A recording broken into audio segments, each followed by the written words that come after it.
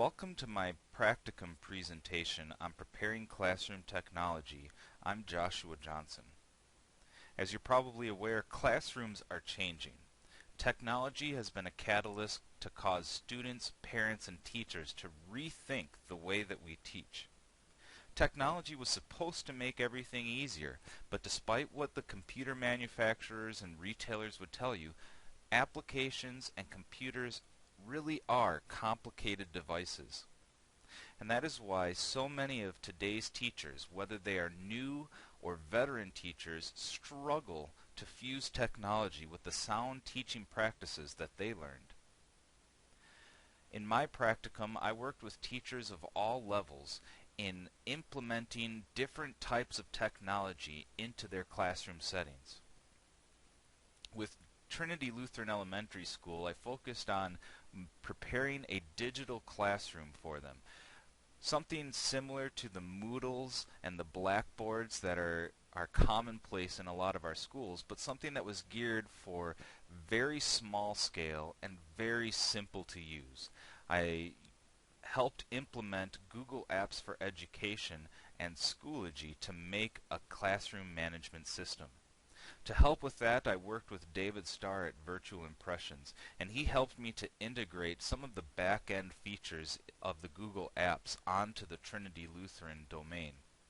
He also helped me fine-tune some of my own practices in my own school and helped me prepare Nebraska Lutheran to use technology in the future.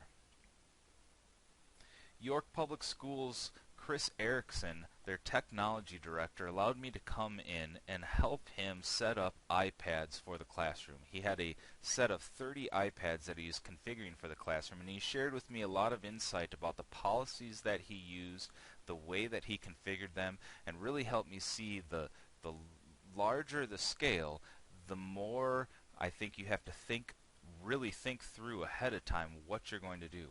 He also allowed me to help present information to York College majors about using an iPad in education.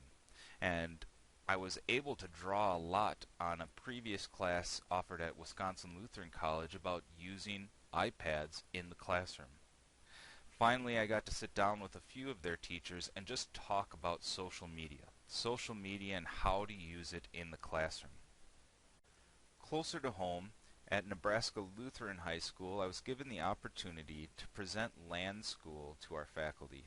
In a series of demonstrations, I showed them how to set it up and how to do some very simple techniques in order to help keep students' attention and keep them on task while working in a one-to-one environment. After talking with Joe Dufour, with several of the teachers at York High School, and with Sally Draper from Wells Tech, I was able to pilot a social bookmarking site named Digo in my classroom. After using this, I shared some of my thoughts and some of their thoughts with our Nebraska Lutheran faculty on their using it in the future. I assisted our principal, Mark Oddie, with preparing a grant for smart technology from the Antioch Foundation in hopes of upgrading our entire school to use those smart technologies. After doing all of these things, I sat down at the end of the week and thought about what I had done, recalled all of the different activities, tried to react to what I thought was really important, relate it to my teaching, and reflect on how I can improve my teaching, my mission, my calling, and really just improve the educational experience at Nebraska Lutheran, and hopefully help others improve their educational experience. And so I'd like you to meet the new Joshua Johnson. I'd like to share with you what I learned. I kind of thought of myself as a sponge, just trying to soak in everything. But I really reflected on three things. The first realization that I came to was the importance of networking, professional networking. Getting out of your classroom and into other schools, talking with your peers. Now, in the Wisconsin Synod, we do that once or twice a year. A lot of our schools go to teachers' conferences. Most of the time it's mandatory, and that's a great thing, but that really is just a start. There are so many other professional organizations that hold conferences, meetings, webinars, publish journals. There's so much information out there that can be narrowed down to your specific interest or subject area. But as we all know, teachers are short on time and schools are short on funding.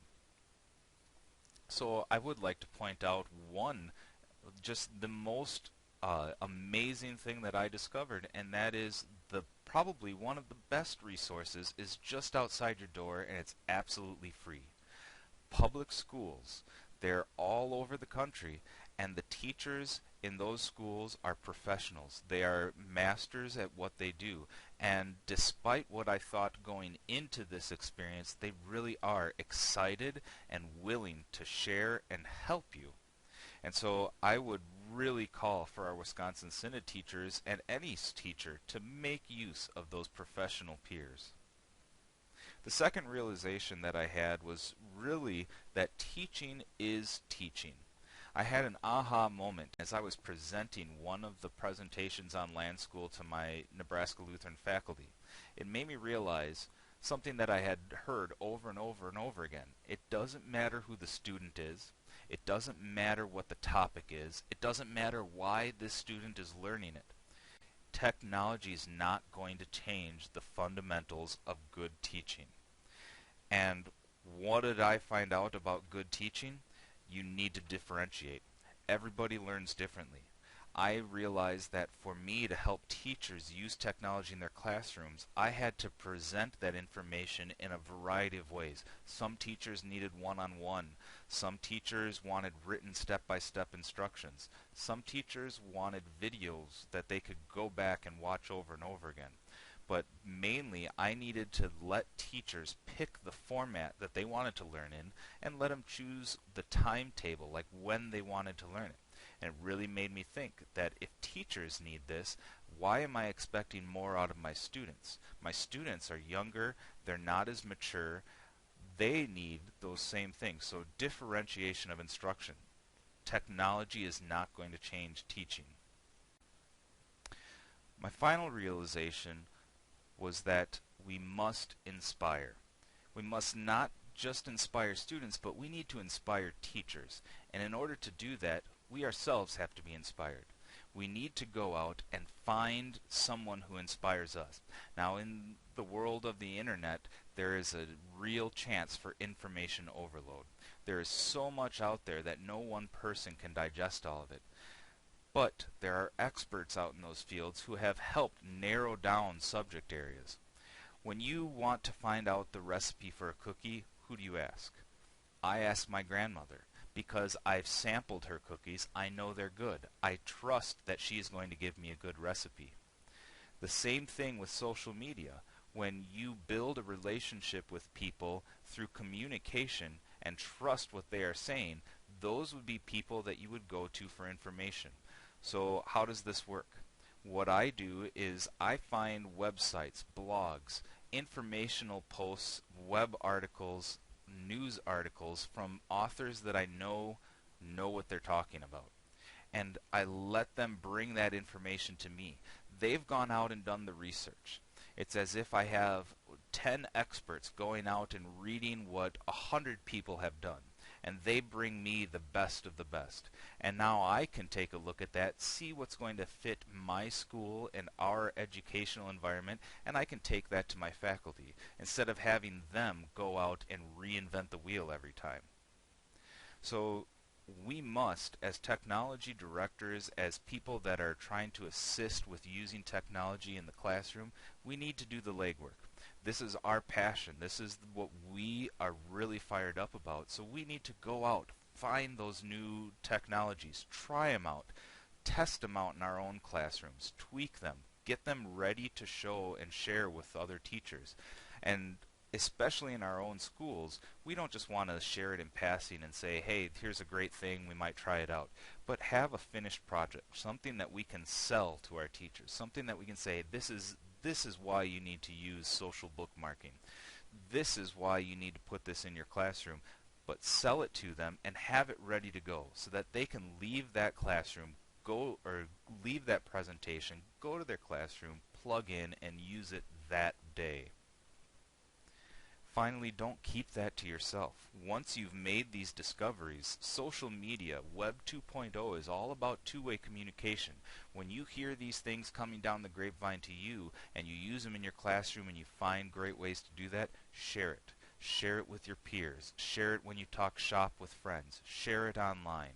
Facebook, Twitter, RSS feeds. Make sure that you're letting other people know about the discovery that you've made. In closing, no one can really do it all. We must help teachers make more efficient use of their time, especially when we're trying to get them to change what they have been doing in the classroom. Sometimes they've been doing it for 20 years. They have a lot of time invested into that, and they still have all of the paperwork, all of the responsibilities, all of the grading that they had 20 years ago. We also need to assist administrators with making funding decisions, be able to do a lot of that legwork, and really investigate the options that are out there that are free. And we have to foster communication. Instead of doing all the legwork ourselves, let our friends, our trusted peers, support group, let them do some of the legwork for us, because some school has already tried it. Someone has already failed, someone has already succeeded. Let them share their stories with you. In closing, I'm just amazed at how much I learned, especially just through networking and talking and sharing ideas with other like-minded individuals. Really enjoyed myself, and I thank you for the opportunity to give you this presentation. I hope you enjoyed it.